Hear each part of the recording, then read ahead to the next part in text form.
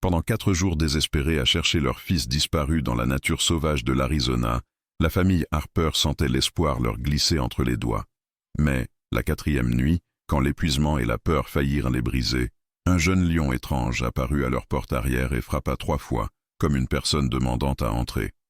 Personne n'en comprit le but jusqu'à ce qu'il revienne avec l'écharpe rouge d'Evan dans sa gueule.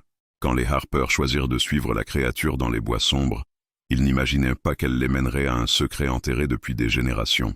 La 4e nuit après la disparition d'Evan Harper, la maison semblait plus froide que l'air d'hiver dévalant des San Francisco Peaks. Laura Harper se tenait dans la cuisine sombre, les mains serrées autour d'une tasse de café intacte, à écouter le silence devenu insupportable. Chaque bruit, le grincement des lattes, le vent frôlant le bardage, le bourdonnement lointain d'un camion de passage, lui rappelait cruellement que la maison avait perdu son plus petit battement de cœur. Daniel était assis à la table, encore dans les bottes avec lesquelles il avait cherché toute la journée à fixer le vide. Aucun des deux n'avait dormi plus d'1 heure depuis que les équipes de recherche avaient commencé à réduire leurs efforts. Les paroles du shérif, prononcées plus tôt, tournaient en boucle dans la tête de Laura. « Nous faisons tout ce que nous pouvons, mais après 3 jours, les chances changent. » Elle détestait cette phrase plus que n'importe quelle facture médicale, avis d'hypothèque ou lettre d'assurance qu'elle avait jamais vue de sa vie. Rien ne pesait plus lourd que l'idée de perdre un enfant. Il était presque minuit quand les coups commencèrent. Au début, Laura pensa qu'il s'agissait d'une branche qui frottait contre la maison, mais le son revint. 3 coups secs, régulièrement espacés, presque délibérés. Elle se figea. Daniel releva lentement la tête, ses yeux épuisés se plissant quand les coups retentirent une 3e fois. Ils se levèrent tous les deux d'un coup. Laura tendit la main vers la lumière du salon, et quand la lampe s'alluma, elle sentit sa respiration se coincer dans sa poitrine. Un lion se tenait dehors, devant leur porte vitrée coulissante. Pas un puma. Non, cela étaient des ombres dorées, fines et insaisissables de la forêt d'Arizona. Celui-ci était plus grand, plus massif, un jeune mâle au début de crinière sombre, les yeux ambrés fixés sur eux avec une intensité troublante. Son souffle embuait la vitre, ses moustaches tremblaient quand il se pencha en avant. Le corps entier de Laura se verrouilla, la peur la tranchant comme de la glace. Daniel se plaça instinctivement devant elle, même s'il n'avait aucune arme, aucun plan, seulement un instinct désespéré de protéger. Le lion ne grogna pas. Il ne griffa pas la porte avec agressivité. À la place, il leva une patte massive et tapota doucement contre le verre. 1 fois, 2 fois, 3 fois. Le même motif exact qu'ils avaient entendu. En allumant les lumières, Daniel murmura « C'est impossible ». Laura ne pouvait pas parler.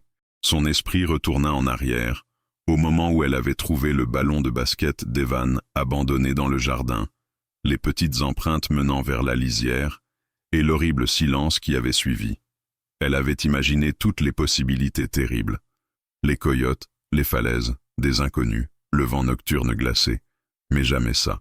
Jamais un lion frappant comme un visiteur sur leur porche. Le lion recula d'un pas, sans cesser de les regarder. Quelque chose dans sa posture semblait anormal.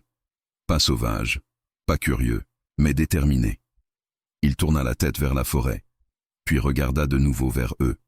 Laura sentit un tiraillement dans sa poitrine, un appel qu'elle ne comprenait pas, mais qu'elle ne pouvait pas ignorer.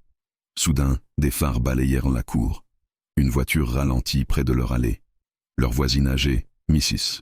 Coninkhead, baissa sa vitre et appela d'une voix tremblante. « Tout va bien chez vous ?» J'ai cru voir. Sa phrase se brisa quand elle aperçut la masse sur le porche. Le lion ne réagit pas du tout à sa voix. Il était uniquement concentré sur les Harper. Laura fit signe à Mrs. Coninkhead de rester en arrière. Quand Laura se retourna, le lion abaissa légèrement la tête, presque comme une révérence, puis fit plusieurs pas vers le bord du jardin. Il s'arrêta, jeta un regard par-dessus son épaule et accrocha les yeux de Laura. Pas avec peur, pas avec faim, avec attente. Daniel chuchota. « Il veut qu'on le suive. Ne dis pas que tu ne vois pas ça. » Laura le voyait. Elle le sentait. Chaque atome de son corps reconnaissait quelque chose dans ce regard. Une urgence qu'elle ne pouvait pas expliquer. Elle s'approcha de la vitre, le cœur martelant, tandis que des souvenirs vacillaient dans son esprit épuisé. Le rire d'Evan résonnant dans la cour. Sa petite main se glissant dans la sienne. son écharpe rouge vif avec la lettre E cousue. L'écharpe qu'il tenait le jour où il avait disparu. Elle avala difficilement. « Daniel? Et s'il sait quelque chose ?» Daniel secoua la tête. « Laura, les lions ils ne font pas ça. Ce n'est pas un conte de fées. » Sa voix se brisa sur le dernier mot. Le lion tapota encore le verre, plus doucement cette fois, comme pour insister. « Miss, Consincaid appela depuis sa voiture. « Je dois appeler les services d'urgence ?» Laura ne répondit pas. Elle ne pouvait pas. Son monde entier s'était réduit aux yeux dorés fixés sur elle à travers le verre. Dans ses yeux, elle ne voyait ni malice ni menace, seulement une urgence si humaine que cela lui faisait mal. Le lion fit un dernier pas vers la lisière. Puis il s'arrêta, leva la tête vers le ciel et poussa un son. Pas tout à fait un rugissement, pas tout à fait un appel. Quelque chose entre les deux, grave, résonnant, presque comme un avertissement ou une invitation. Laura murmura. Il essaie de nous mener quelque part. Daniel expira d'une façon tremblante, déchiré entre la terreur et l'espoir désespéré qui mourait lentement en lui depuis 4 jours. Si on sort et qu'il arrive quelque chose, il est déjà arrivé quelque chose, dit doucement Laura. Notre fils a disparu. Sa voix trembla. S'il y a ne serait-ce qu'une chance, n'importe quelle chance. Le lion les fixa encore un instant, puis s'enfonça dans l'obscurité, sa forme fauve avalée par la forêt. Laura posa sa paume sur la vitre, sa voix à peine audible. « Evan, s'il te plaît, que ce soit toi qui tends la main. » Derrière elle, Daniel restait figé. Dehors, la nuit redevint immobile, mais le souvenir des coups du lion demeura dans le silence, comme un message qu'il ne pouvait pas ignorer. Le matin après les coups du lion, la lumière du soleil tombant sur le jardin des Harper semblait douloureusement ordinaire, trop douce, trop lumineuse pour une famille noyée dans la peur. Laura se tenait à la porte arrière, fixant l'immense lisière où Evan avait disparu 4 jours plus tôt. Le même morceau de forêt qu'elle avait autrefois trouvé paisible ressemblait désormais à un endroit capable d'avaler n'importe quoi. Elle toucha la porte vitrée à l'endroit où la patte du lion avait frappé des heures auparavant. Les traces, faibles, étaient encore visibles. Son cœur se serra à l'idée qu'un animal sauvage s'était approché plus près de lui donner des réponses que des dizaines de sauveteurs entraînés, cherchant jour et nuit. Derrière elle, Daniel feuilletait la vieille carte de recherche sur la table de la cuisine, traçant les mêmes sentiers qu'il avait mémorisés par cœur. L'équipe du shérif avait déjà vérifié chaque itinéraire marqué ravin et lit de ruisseau. Des équipes cynophiles avaient suivi l'odeur d'Evan sur près d'un demi-mile avant qu'elle ne s'efface près d'un wash à sécher. 3 nuits d'affilée, les températures étaient tombées près de 0. Même le shérif ne parvenait pas à cacher les calculs sinistres de survie. Cela rappela à Laura la liste des formulaires de Coldway Insurance, des facteurs de risque réduisant la tragédie à des chiffres. Elle haïssait les chiffres, maintenant. Les chiffres ne ramenaient pas les enfants à la maison. Elle ferma les yeux et laissa ses pensées revenir au moment où tout avait commencé, 4 longues journées plus tôt. C'était un samedi après-midi tranquille. Evan et sa meilleure amie Maddie tapaient dans un ballon de foot vert vif sur la pelouse. Laura se souvenait de leurs cris de rire, de la façon dont l'écharpe rouge d'Evan flottait derrière lui quand il courait. Maddie fut la dernière personne à le voir. La petite fille dit à l'équipe de recherche qu'elle avait entendu un grondement grave, comme un grognement, mais pas effrayant, venant de la lisière. Evan, toujours curieux, toujours trop brave pour son âge, avait dit « Je crois que c'est juste un gros chat. Je veux voir. » Avant que Maddie puisse l'arrêter, il passa le portail arrière et disparut parmi les pins. Laura était rentrée à l'intérieur juste pour un court appel. Une conversation sur des délais de travail et des calendriers de facturation dont elle se fichait. Maintenant, 10 minutes. 10 minutes étirées, en cauchemar. Quand elle revint, le jardin était silencieux. Le portail arrière était ouvert, le ballon contre la clôture comme s'il attendait quelqu'un qui ne reviendrait jamais. Elle cria son nom jusqu'à se brûler la gorge, trébuchant pieds nus dans la forêt, jusqu'à ce que Daniel la trouve tremblante et les mains vides. Des équipes de recherche envahirent le quartier en quelques heures. Des bénévoles se déployèrent en ligne, scrutant chaque buisson et chaque fossé. Maddie, terrifiée d'avoir fait quelque chose de mal, pleurait dans les bras de sa mère et répétait le même détail. Il n'avait pas peur, il a juste dit qu'il entendait quelque chose l'appeler. Les adjoints mirent cela sur le compte de l'imagination d'un enfant. Mais Laura n'oublia jamais le sérieux dans la voix de Maddie. La deuxième nuit de recherche, Un adjoint mentionna avoir trouvé de grandes empreintes près du sentier. Des traces de lion. Ils essayèrent de minimiser, insistant que les empreintes n'étaient pas fraîches, mais la rumeur se répandit quand même dans la ville. La troisième nuit, les gens murmuraient qu'un lion avait dû emporter le garçon. Laura refusa d'y croire. Elle refusa de croire quoi que ce soit qui se terminait par Evan disparu pour toujours. À présent, fixant les grands pins sombres, elle se rappelait le regard du chef des recherches cet après-midi-là, quand il lui avait dit doucement « Nous retirons les hélicoptères. Il n'y a rien de nouveau. » Elle avait hoché la tête, engourdie, mais à l'intérieur quelque chose de creux s'était fendu davantage. Elle pensa à chaque fait divers qu'elle avait vu au sujet de randonneurs disparus, à chaque tragédie enveloppée de phrases comme « recherche suspendue »,« ressources limitées », aucune piste supplémentaire, des mots qui sonnaient comme des sentences de mort. Mais la nuit dernière avait tout changé. Daniel la rejoignit à la porte, se frottant le visage de la main, fatigué. « Je n'arrive toujours pas à croire ce qu'on a vu, » chuchota-t-il. « Un lion ici, qui agit comme... » Il secoua la tête, comme s'il voulait être notre guide. Laura murmura. « Et s'il sait où est Evan ?» Daniel expira lentement. « Ou ce qui lui est arrivé ?» Le mot piqua, mais elle ne détourna pas le regard. « Il est venu 3 nuits d'affilée, Daniel, et hier soir ce n'était pas au hasard. Cette chose nous attendait. Elle essayait de nous montrer quelque chose. » Avant que Daniel ne puisse répondre, un petit coup retentit à la porte d'entrée. Quand il ouvrit, de petits bras entourèrent la taille de Laura. Maddy se tenait là, les yeux rouges mais déterminés, serrant une feuille pliée. Sa mère restait derrière, sur le porche, l'air désolé. Maddy dit qu'elle doit vous montrer quelque chose, murmura la femme. Maddy renifla, puis ouvrit la main. À l'intérieur, il y avait un dessin froissé. Le dessin d'Evan, un lion esquissé maladroitement au crayon de couleur vif, debout sur une colline sous un soleil en forme de grande pièce. Evan l'avait dessiné juste 1 semaine avant de disparaître. Il l'avait scotché sur le frigo jusqu'à ce qu'il tombe pendant le dîner. Maddy chuchota. Il m'a dit que le lion était spécial. Il a dit qu'il avait l'air de le regarder de loin. Un frisson courut sur les épaules de Laura. Quand est-ce qu'il a dit ça ? La veille où il s'est perdu. Souffla Maddy. Daniel fixa le dessin, la voix basse. Laura, c'est la même silhouette, le même visage, la même couleur de crinière, le même lion. Laura sentit la vérité se poser sur elle. Pas rassurante, pas effrayante, mais indéniable. Evan avait senti quelque chose avant de disparaître. Et le lion était venu pour eux avec un but. Elle s'accroupit au niveau de Maddy. Ma chérie, quand Evan a entendu ce bruit dans la forêt, le grondement, est-ce qu'il avait peur? Maddy secoua la tête. Non. Il avait l'air de déjà savoir ce que c'était. Ces mots frappèrent Laura comme un battement de cœur dans le noir. Quand Maddy et sa mère repartirent, Daniel referma la porte et s'y adossa, la voix tendue. D'accord, j'en ai assez de faire comme si c'était une coïncidence. Ce dessin, le moment, les coups, il regarda Laura avec une conviction épuisée.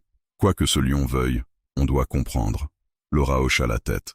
Ce soir, s'il revient, on le suit. Daniel la fixa, la peur et un espoir fragile se mélangeant dans ses yeux. Laura, c'est dangereux, complètement dangereux. Ne rien faire l'est aussi.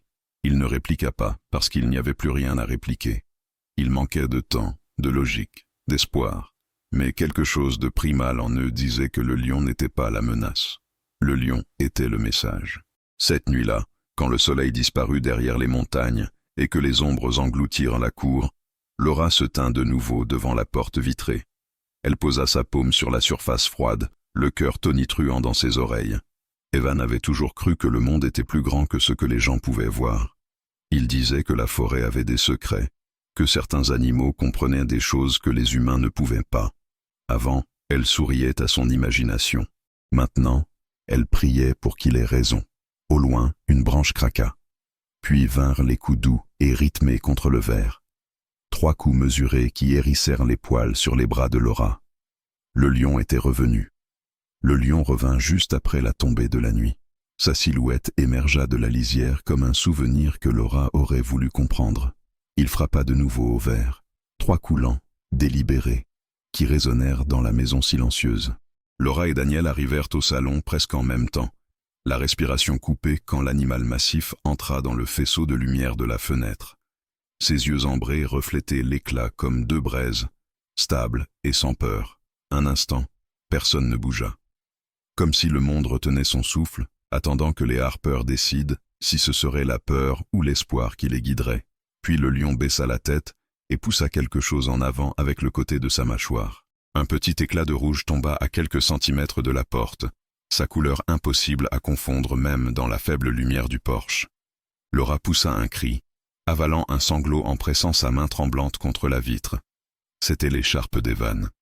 Son petit foulard rouge, brodé d'un E de travers que sa mère avait cousu à Noël dernier. Il n'y avait pas de saleté dessus, pas de déchirure, pas de signe qu'elle ait été traînée. Elle semblait déposée, livrée, rendue exprès. Daniel s'approcha, la voix brisée. « C'est la sienne, Laura. C'est vraiment la sienne. » Il attrapa la lampe torche sur l'étagère et l'alluma. Sa main tremblait quand le faisceau éclaira le visage du lion. L'animal ne broncha pas. Il s'assit simplement sur ses pattes arrière, calme et concentré, comme s'il attendait qu'il comprenne le sens de cette livraison étrange. Laura sentit son cœur battre si fort qu'elle l'entendait dans ses oreilles. « Ce n'est pas un accident, » chuchota-t-elle. « Il ramène des choses. Il veut qu'on voie quelque chose. » L'idée semblait impossible, ridicule, quelque chose qu'aucun agent d'assurance ni rapport de police ne prendrait au sérieux. Mais la vue de cette écharpe rendait l'impossible, la seule vérité qui comptait. Daniel s'accroupit près de la vitre, fixant l'écharpe comme si elle pouvait disparaître s'il clignait des yeux. « Si ça vient de l'endroit où Evan est, » dit-il doucement, « ça veut dire qu'il est vivant. Ça veut dire qu'il... » Il s'arrêta, incapable de finir. Le lion se releva avec grâce, recula de quelques pas, les observant avec cette expression que Laura ne pouvait décrire que comme « attendu ». Quand il se tourna vers les arbres, il marqua une pause, jetant un regard par-dessus son épaule avec une lenteur volontaire. Le message était clair. « Suivez-moi ». Mais il ne pouvait pas. Pas encore. Pas sans plan. Pas sans jour. Et le lion sembla le comprendre. Il ne grogna pas, ne poussa pas, ne tourna pas en rond. Il attendit quelques longues secondes, puis glissa silencieusement dans la forêt, laissant l'écharpe rouge derrière lui comme une miette sur le chemin d'un conte sombre. Laura déverrouilla la porte avec des doigts tremblants. Daniel protesta faiblement, mais elle secoua la tête. « Juste l'écharpe, » dit-elle, sortant lentement. L'air froid de la nuit lui mordit la peau quand elle s'agenouilla pour la ramasser. Le fil familier semblait chaud sous la lumière du porche, doux, avec une légère odeur de pain, et autre chose, quelque chose qu'elle ne pouvait pas nommer. Elle la serra contre sa poitrine, les larmes coulant librement sur ses joues. « Oh, Evan, tu es là dehors. Je sais que tu es là dehors. » De retour à l'intérieur, elle posa l'écharpe soigneusement sur la table de la cuisine, en lissant les bords, comme si elle avait peur qu'elle s'effrite sous ses doigts. Daniel la regardait comme un miracle. « On doit le dire au shérif, » dit-il, mais son ton manquait de conviction. Il savait ce qu'elle pensait. Le shérif ne croirait jamais qu'un lion avait livré l'écharpe. Ils avaient à peine cru à l'histoire des coups à la porte la première fois. Le rapporter risquait de leur faire perdre leur seule piste. Avant qu'ils puissent en discuter davantage, des phares balayèrent de nouveau l'allée. Cette fois, c'étaient les parents de Maddie qui s'avançaient vite vers la porte, l'inquiétude gravée sur leur visage. Maddie entra en courant, serrant sa petite lampe torche en forme de dauphin. « Mrs. Harper » dit-elle avec urgence. « Il est revenu ?» Le lion. « J'ai vu quelque chose de ma fenêtre. » Laura prit doucement la fillette dans ses bras. « Oui, ma chérie, il est revenu. » Les yeux de Maddie s'agrandirent quand elle vit l'écharpe rouge sur la table. C'est celle d'Evan. Il la portait toujours. Sa voix se brisa. « Ça veut dire qu'il va bien ?» Laura s'agenouilla devant elle, écartant une mèche de son visage. « Je pense qu'il est vivant, et je pense que le lion essaie de nous aider à le trouver. » Maddie hésita, puis murmura quelque chose qui fit tomber le silence dans la pièce. Evan a dit que le lion l'aimait bien. Il a dit qu'il n'était pas effrayant. Elle jeta un regard nerveux à ses parents. Il me l'a dit avant de disparaître. Daniel se redressa lentement, un frisson lui courant dans le dos. Comment aurait-il su ça? Maddie regarda le sol. Il l'a vu avant dans le jardin, mais il ne voulait pas vous inquiéter. Laura échangea un regard avec Daniel. Peur, incrédulité et une étincelle de compréhension. Le lion était là avant la disparition, à observer, à attendre, peut-être à protéger. Après le départ de Maddy et de sa famille, Laura et Daniel restèrent assis en silence. L'écharpe rouge était entre eux comme une vérité brûlante. Daniel finit par briser le silence. « On le suit », dit-il simplement. « La prochaine fois qu'il vient, on le suit. » Laura hocha la tête, essuyant ses joues. « On doit le faire. » Elle glissa doucement l'écharpe dans la poche de sa veste, le tissu chaud contre son cœur. Pour la première fois depuis des jours, elle sentit quelque chose changer en elle. Une lumière fragile perçant la peur étouffante, un espoir plus fort que n'importe quelle police, plus fort que les statistiques glacées qu'on lui avait imposées. Cette nuit-là, elle dormit d'un sommeil léger, à écouter les coups, à écouter l'étrange messager qui avait ramené un morceau de son fils à la maison. Juste avant l'aube, les coups familiers retentirent encore une fois, doux, réguliers et indéniables. Le lion était revenu pour livrer son prochain message. Le lion les attendait à la lisière, comme un gardien silencieux taillé dans la nuit. Son corps doré se fondait presque parfaitement dans les ombres, mais ses yeux luisaient comme des braises, stables et patients. Laura serra sa lampe torche, les doigts tremblants, le faisceau vacillant quand elle le pointa vers le grand félin. Daniel se tenait à côté d'elle, son souffle embuant l'air froid. Une bombe de spray anti-ours était accrochée à sa ceinture. Il n'était pas sûr que cela ferait une différence si les choses tournaient mal. Le lion ne bougea pas avant qu'il descende du porche. Puis, avec un lent mouvement de tête, il se mit à marcher plus profondément dans les bois. Jamais trop vite, toujours à moins de 30 pieds devant eux. Chaque pas paraissait irréel, comme s'ils entraient dans une histoire qu'ils n'avaient jamais voulu vivre. Le cœur de Laura cognait, mais pas seulement de peur. Sous tout cela, il y avait autre chose. Un appel, comme si elle avait déjà marché sur ce chemin dans un rêve, bien avant maintenant. La forêt les engloutit vite, la lumière de la maison s'effaçant jusqu'à ne devenir qu'un souvenir entre les arbres. L'air devint plus froid, humide de pin et de terre, chaque respiration remplissant les poumons de Laura de l'odeur de mousse et d'aiguilles mortes. Elle avait grandi près de ces bois, et pourtant, cette nuit-là, il semblait différent, plus vieux, plus profond, comme s'il cachait une histoire qu'elle n'aurait jamais dû voir. Daniel s'arrêta quand ils atteignirent un bosquet dense. « Laura », chuchota-t-il, « on fait vraiment ça ?» Sa voix trahissait la peur qu'il essayait de cacher. La peur qui pousse un homme à remettre en question chaque pas en avant. Cette chose peut se retourner contre nous à n'importe quel moment. Laura regarda devant. Le lion s'était arrêté et s'était retourné vers eux. Son regard était inébranlable, presque pressant. « On n'a pas le choix », dit-elle doucement.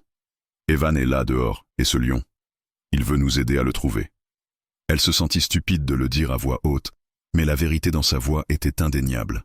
Soudain, un faisceau de lampes torches fendit l'obscurité derrière eux. « Hé, Harper! Arrêtez de marcher vers ce fichu lion !» Les deux parents se retournèrent brusquement.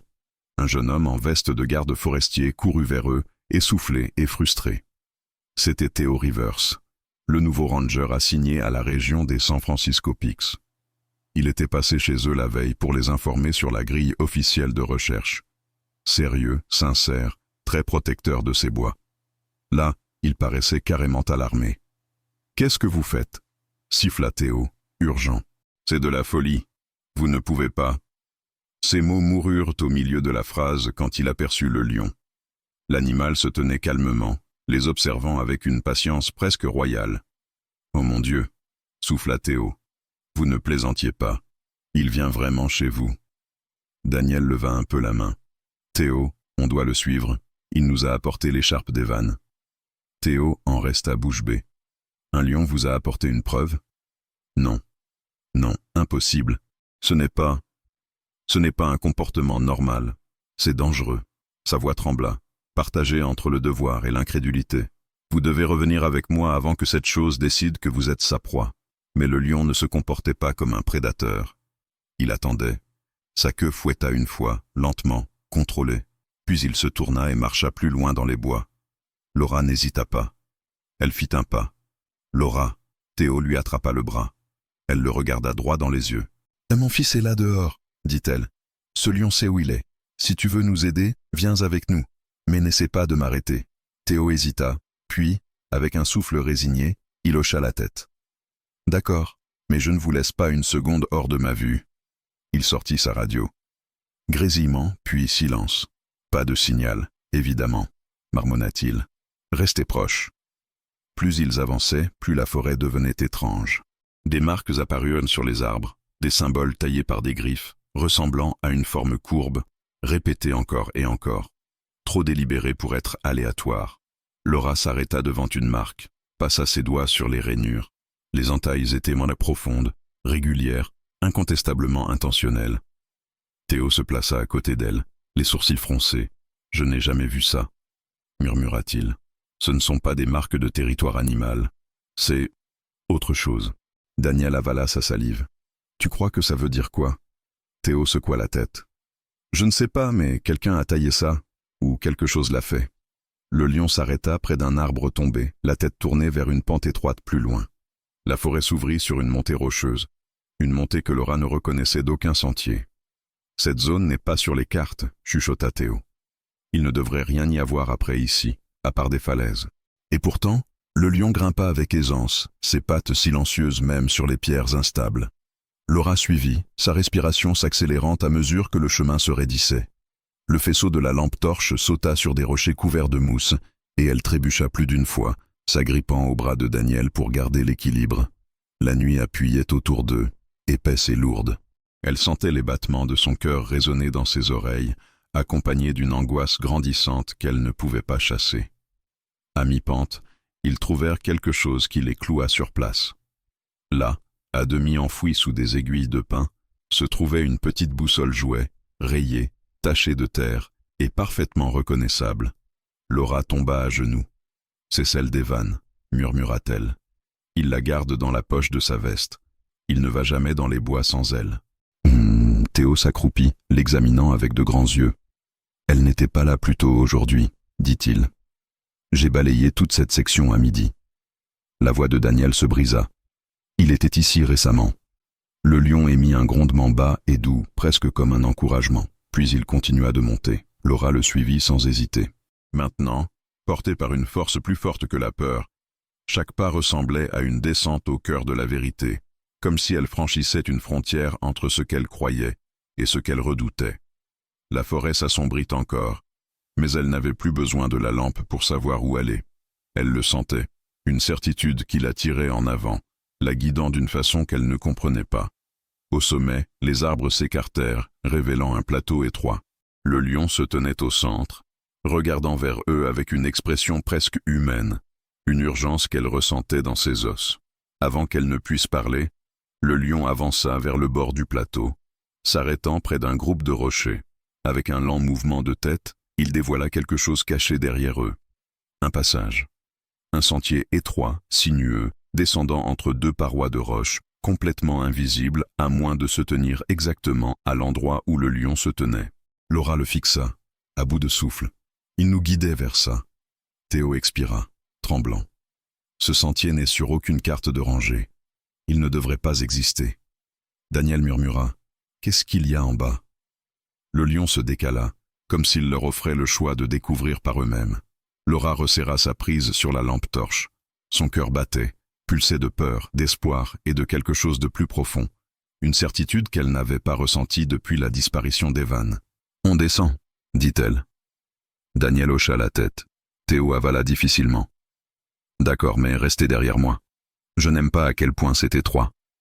Si quelque chose arrive, si c'est une chute ou une urgence médicale. » Ces mots s'éteignirent quand le lion laissa échapper un son grave et profond, pas menaçant, mais impérieux, comme un signal disant qu'il n'y avait pas de temps à perdre.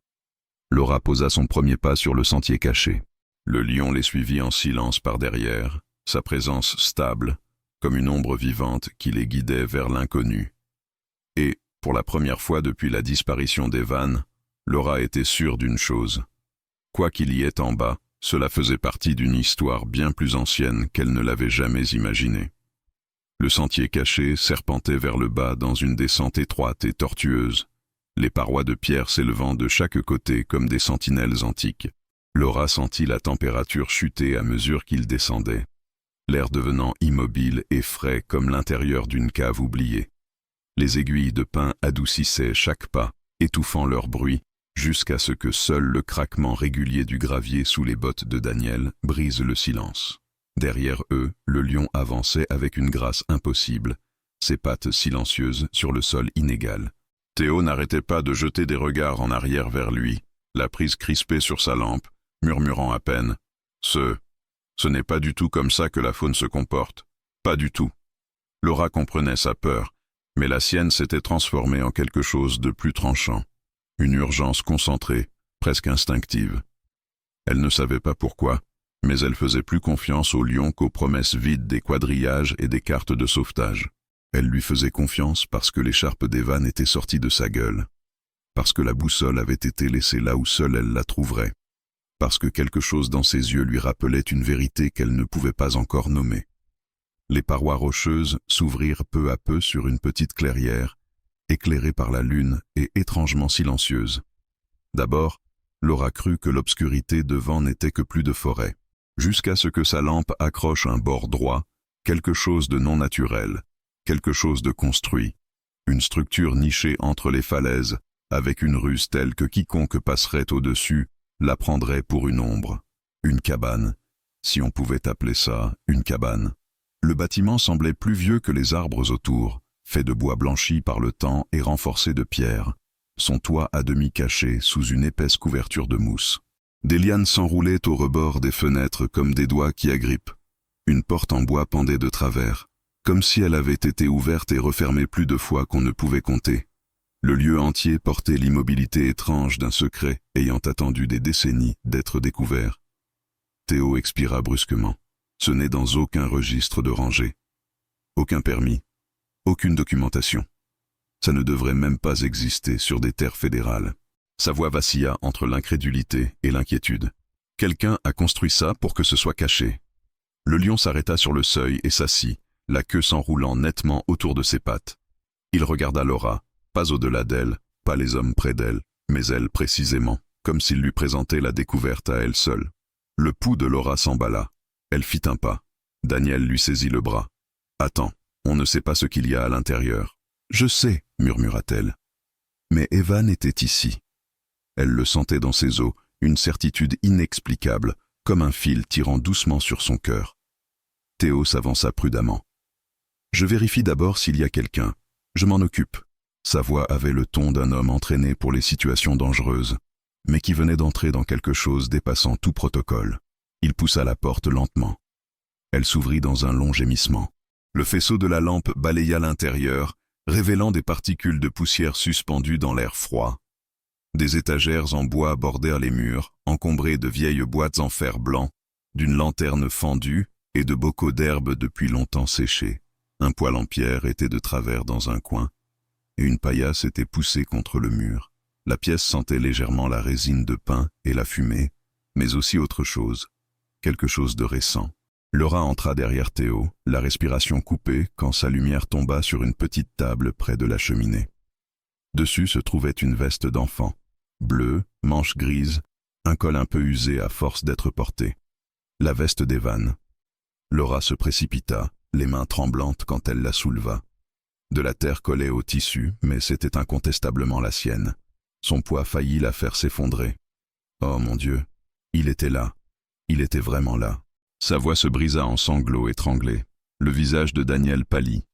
Il toucha la veste comme s'il avait peur qu'elle disparaisse. « C'est réel », chuchota-t-il. « Il est proche. Il doit l'être. » Théo regarda autour, mal à l'aise. Si Evan était ici, quelqu'un d'autre l'était aussi. Un enfant ne pense pas des blessures et n'allume pas des feux de camp tout seul. Il pointa sa lampe vers un coin où une petite marmite en métal gardait encore une faible odeur de bouillon chauffé. « Ça a servi aujourd'hui. » Laura se tourna lentement, scrutant la pièce. Son faisceau se posa sur un groupe de papiers épinglés de façon désordonnée au mur. Une carte dessinée à la main, avec des lignes et des marques qui ne correspondaient à aucune carte officielle. Des chemins serpentaient dans les montagnes comme des veines, certains se terminant par des symboles ressemblant aux mêmes marques en forme d'oméga qu'ils avaient vues sur les arbres. Sa voix trembla. Qui que ce soit, ils ont cartographié la forêt d'une façon qu'on n'a jamais vue. Théo fronça les sourcils. Et ces symboles? Pourquoi marquer ces zones? Des frontières territoriales? Des avertissements? Il s'approcha, effleurant un symbole du bout du doigt. Quelqu'un suit quelque chose. Peut-être des lions. Peut-être des gens. Le faisceau de Laura glissa vers la cheminée, où une boîte contenait de vieilles photos. Elle en sortit la première, essuya la poussière. Sa respiration s'arrêta. La photo montrait un jeune homme debout à côté d'un lion. Pas un puma, mais un lion identique à la créature dehors. La même carrure massive, les mêmes yeux frappants, même la légère entaille dans la ligne des moustaches près du museau. Et l'homme sur la photo semblait familier. Trop familier. Sa mâchoire, ses yeux, la courbe de sa bouche. Daniel se pencha, stupéfait. « Laura, il te ressemble. » Non, il ressemblait à sa mère. Avant qu'elle ne puisse comprendre, le lion dehors émit un son. Pas un rugissement, mais un grondement bas qui vibra à travers les murs de bois. Un avertissement ou une sommation. Théo se raidit. « Quelqu'un arrive », chuchota-t-il. Laura sentit son cœur tonner dans ses oreilles. Des pas approchaient, lents, lourds, délibérés. Pas des pas d'animal, humain. Le lion se déplaça sur le côté de la porte, comme s'il faisait de la place. Puis une ombre s'étira sur le seuil, grande et incontestablement humaine. Un homme entra dans la cabane, éclairé seulement par les faisceaux vacillants.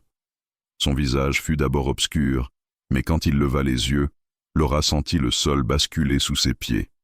Parce que l'homme devant eux avait les yeux de sa mère, et derrière lui, plus profond dans l'obscurité, une autre série de pas résonna, plus petits, hésitants, des pas d'enfant.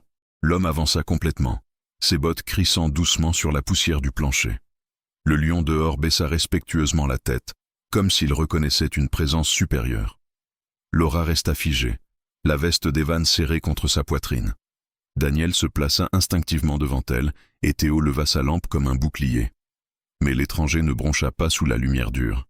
Il leva une main, lentement, dans un geste paisible. « Tout va bien ?» dit-il, d'une voix basse et stable, usée par le temps, mais chaleureuse d'une façon qui envoya un frisson étrange dans la poitrine de Laura. « Personne ici ne vous fera de mal. » La lumière révéla un homme au début de la soixantaine, les tempes grisonnantes, le visage marqué par des années de soleil. Mais c'étaient ses yeux, profonds, vifs, indéniablement familiers, qui coupèrent le souffle de Laura, le même gris fumé que sa mère avait toute sa vie, la même intensité silencieuse. « Qui êtes-vous » exigea Daniel. « Vous avez pris notre fils ?» L'expression de l'homme se durcit, non pas de culpabilité, mais de quelque chose comme du chagrin.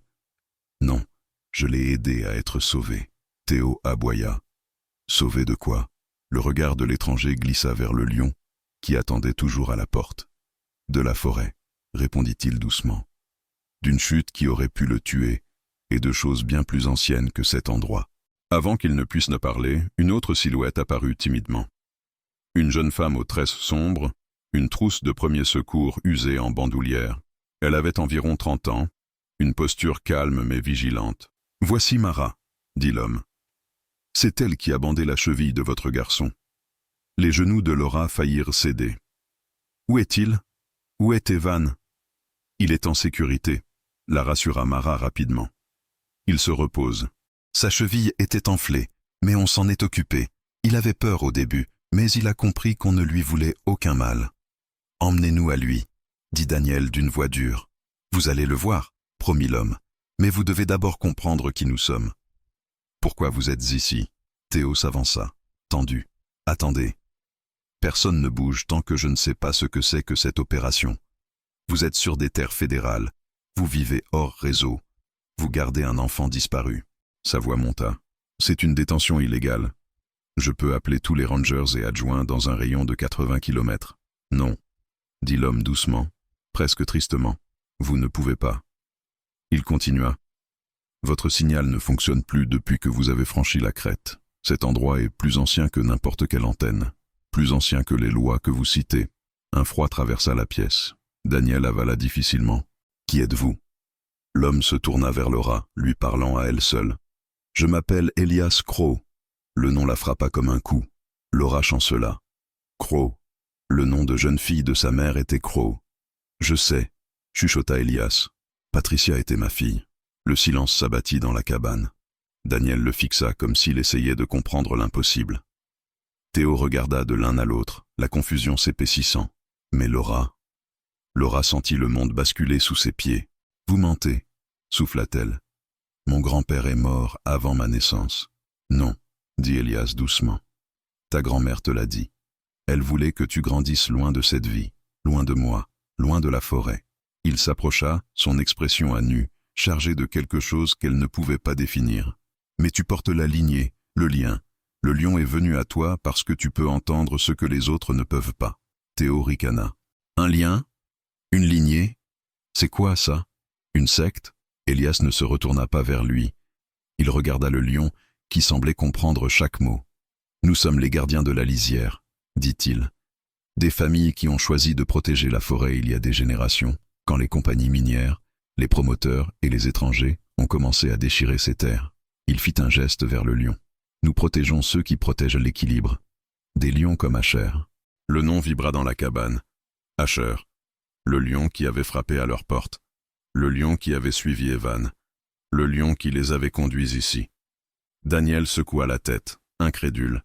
« Vous êtes en train de me dire que ce lion travaille avec vous? » « Non, » corrigea Elias. « Pas avec nous. Avec toi, avec Laura, avec Evan. De la même façon que son père travaillait autrefois avec Patricia. » Laura sentit chaque battement de son cœur dans sa gorge. « Ma mère elle n'a jamais parlé de rien de tout ça. » « Elle ne le pouvait pas, » répondit Elias doucement. « La vie ici est dangereuse. La forêt prend et donne d'une manière que la plupart des gens ne peuvent pas comprendre. » Sa voix trembla. « Elle voulait que tu sois en sécurité, alors elle est partie. Et en faisant ça, elle m'a laissé, moi aussi. » Les yeux de Laura brûlaient. De colère, de chagrin qu'elle ne savait pas porter, et de quelque chose qu'elle ne pouvait pas nommer. Quelque chose d'ancien et de familier. Théo en avait entendu assez. « D'accord, c'est n'importe quoi. J'emmène tout le monde, y compris l'enfant, hors d'ici maintenant. Vous venez avec nous répondre à des questions. » Le lion émit un grognement d'avertissement. « Bah !» Elias leva une main. Le lion se tut instantanément. Ce n'était pas de la peur, c'était du respect. Laura trembla. « Mon fils, » insista-t-elle. « Evan, s'il vous plaît, j'ai besoin de le voir. » Elias hocha la tête. « Tu le verras. Mais il y a quelque chose que tu dois comprendre d'abord. » Il montra le symbole en forme d'oméga gravé sur une poutre. « Cette marque, ton fils l'a suivie. C'est pour ça qu'il est entré dans la forêt. Elle l'a appelé, comme elle a appelé ta mère. Et toi, Daniel saurait dire.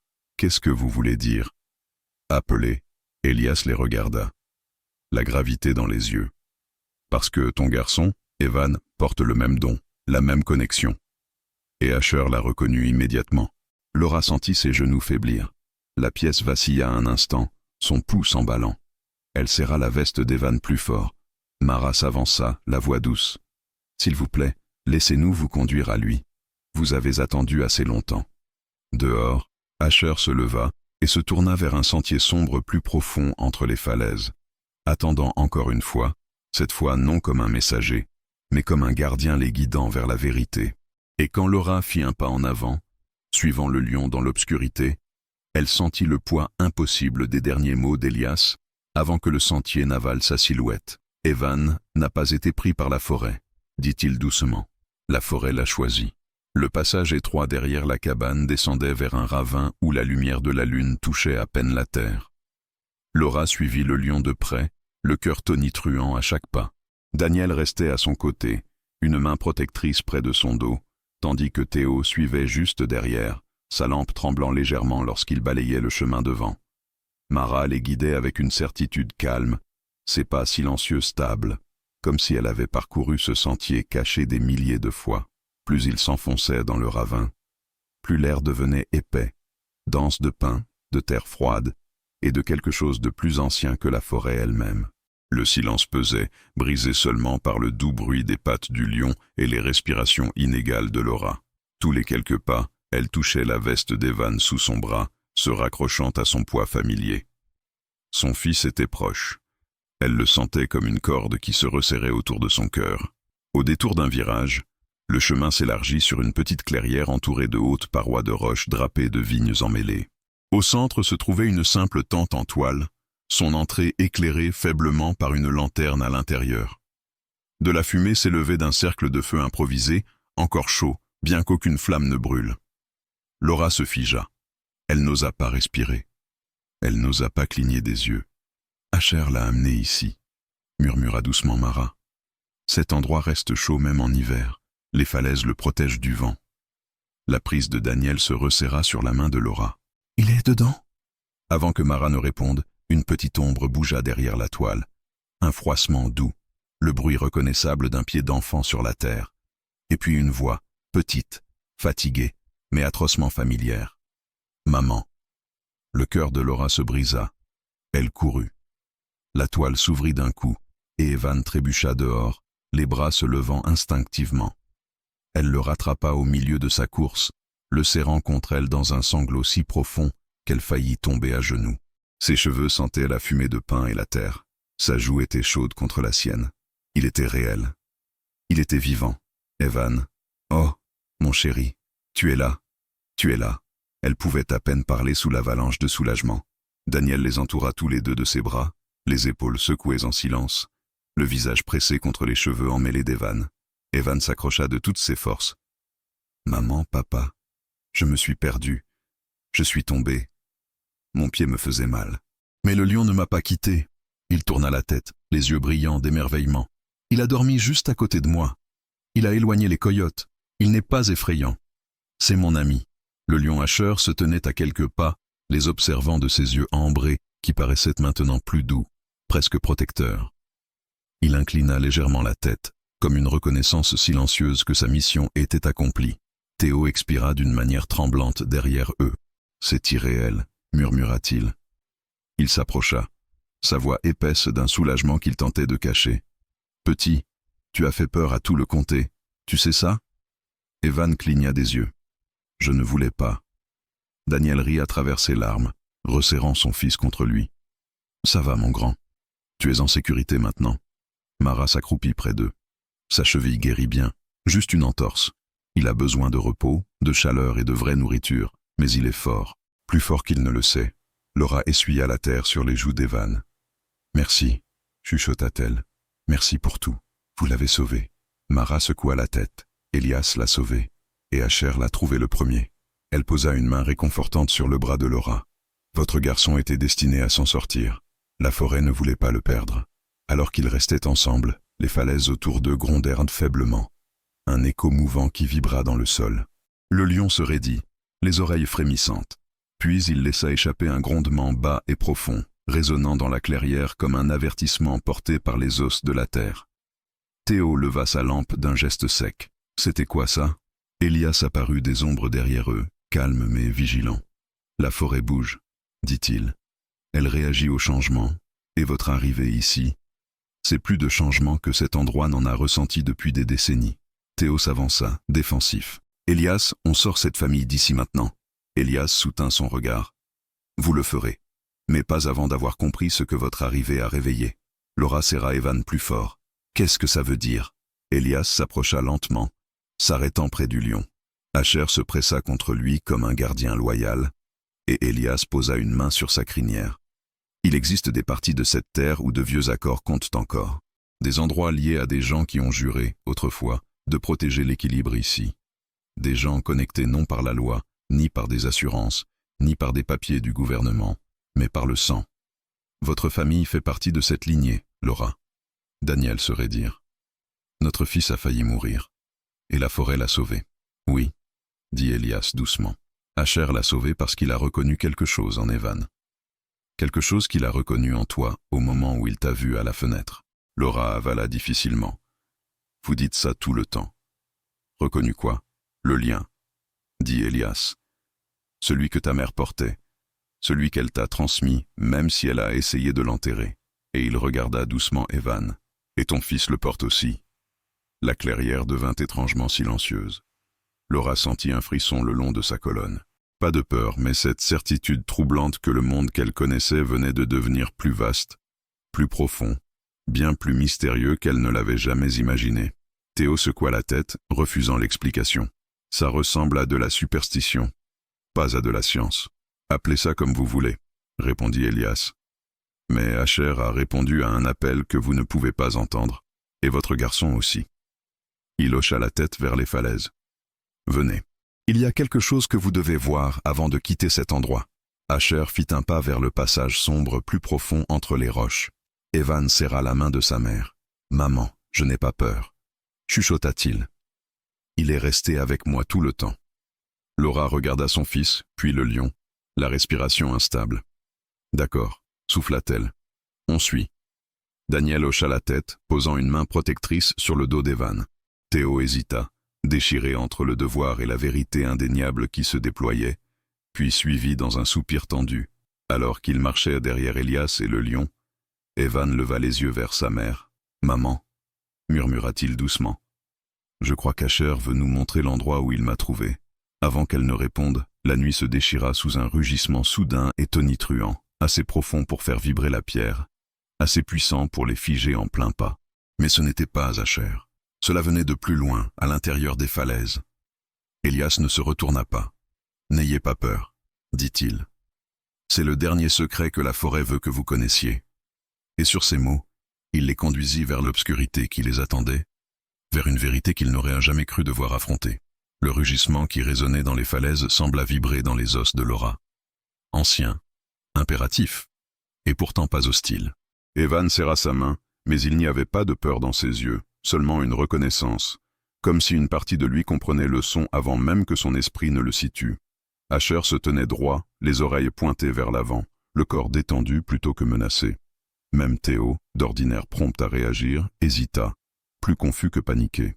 Elias les mena vers la source du son, sa lanterne projetant des ombres mouvantes le long du couloir de pierre étroit. Les parois luisaient faiblement de la lumière reflétée de la lune, et Laura remarqua les mêmes symboles en forme d'oméga gravés dans la pierre elle-même, plus vieux, plus profond, taillés avec une précision à la fois volontaire et révérencieuse. Elle passa ses doigts sur une marque et sentit une légère vibration sous la roche, comme si la terre elle-même se souvenait de ceux qui l'avaient gravée. Le passage s'élargit en une alcôve circulaire, abritée sous un surplomb. Au centre se trouvait une mare peu profonde, remplie d'eau claire alimentée par un mince filet ruisselant de la falaise. L'air y était plus chaud, comme un refuge naturel.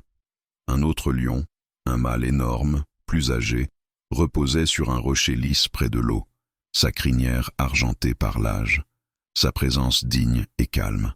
Il leva la tête quand ils entrèrent, émettant un grondement profond qui résonna comme l'écho du battement de cœur de la forêt. Elias inclina légèrement la tête. « Voici Kalin, » dit-il doucement. Le père d'Asher, protecteur de cette crête depuis presque 2 décennies. Théo fixait, les yeux écarquillés. 2 lions vivant ensemble? Ce n'est pas normal. Les pumas ce ne sont pas des pumas, l'interrompit Elias doucement, pas au sens où le monde l'entend. Cette lignée a survécu plus longtemps que quiconque ne le croyait possible. Il se lie à la terre et à ceux qui portent l'ancienne connexion.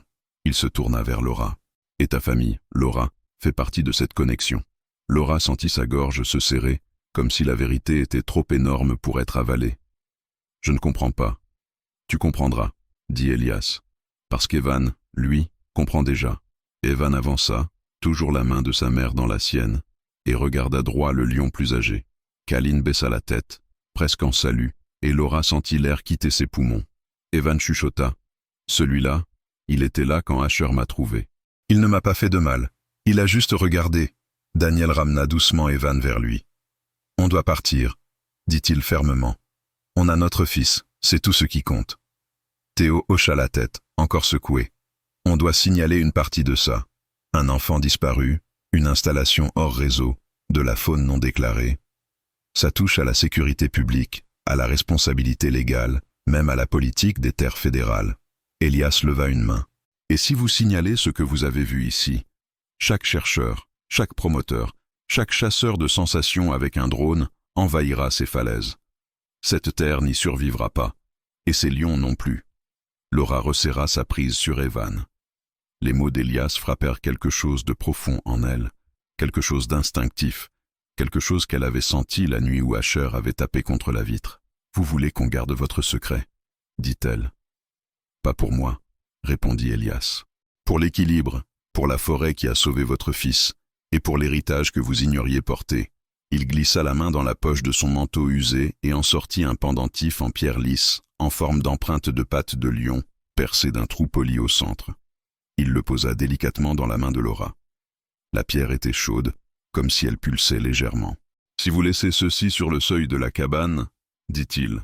Nous saurons que vous souhaitez revenir, non pas comme des étrangers, mais comme une partie de ce qui a été construit ici il y a des générations. Laura baissa les yeux sur la pierre, le cœur battant. Daniel la regardait, l'incertitude gravée sur son visage. Pourtant, il ne lui prit pas le pendentif des mains. Théo expira lentement. Si ça devient un jour une affaire publique, je n'ai jamais vu cet endroit. Compris? Il regarda Evan. L'enfant est sain et sauf. C'est ce qui compte. Elias hocha la tête. Merci. Ils entamèrent la remontée du sentier caché. Asher les guida jusqu'à ce que le ciel s'ouvre de nouveau sur la pâle lueur de l'aube.